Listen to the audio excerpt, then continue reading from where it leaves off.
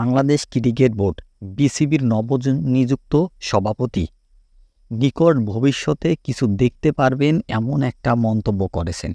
আসলে এই যে একটা মন্তব্য করেছেন বা একটা কথা বলেছেন, এই কথাটার আসল রহস্য কী হতে পারে? পাকিস্তানের বিপক্ষে চলতি টেস্টে সিরিজ শেষে চান্দিকা হাথুরু সিংয়ের ভবিষ্যৎ নিয়ে সিদ্ধান্ত হবে, এমনই একটা জানা গিয়েছিল বাংলাদেশ বিসিবি সভাপতি ফারুক আহমেদের কাছ থেকে।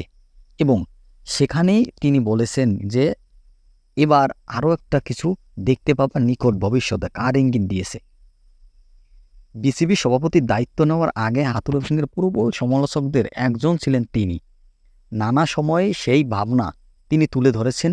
দায়িত্ব নেওয়ার কদিন আগেও নকআউট নোমান ইউটিউব চ্যানেলে সাক্ষাৎকারে তিনি এই কথা বলেছিলেন। এবং হাথুরু সিংকে বাংলাদেশের কোচের দায়িত্ব রাখার কোনো কারণই তিনি দেখেন না।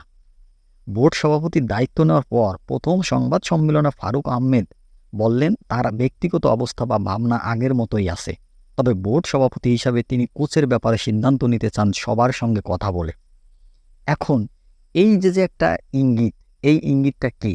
আসলে কি তিনি বিসিবিতে এখনও তার যে সঙ্গী তাদের সঙ্গে এখনও মানানসই হতে পারেনি, নাকি তাদের সঙ্গে এখনও সঠিকভাবে কোনো যোগাযোগ করতে পারেনি? এবং তার এই কথার ইঙ্গিত কি হতে পারে? কার বিষয়ে আমরা কোনো পরিবর্তন দেখতে পাবো? কোন বিষয়ে পরিবর্তন দেখতে পাবো? আপনারা কমেন্ট বক্সে লিখে জানান আপনাদের মতামত।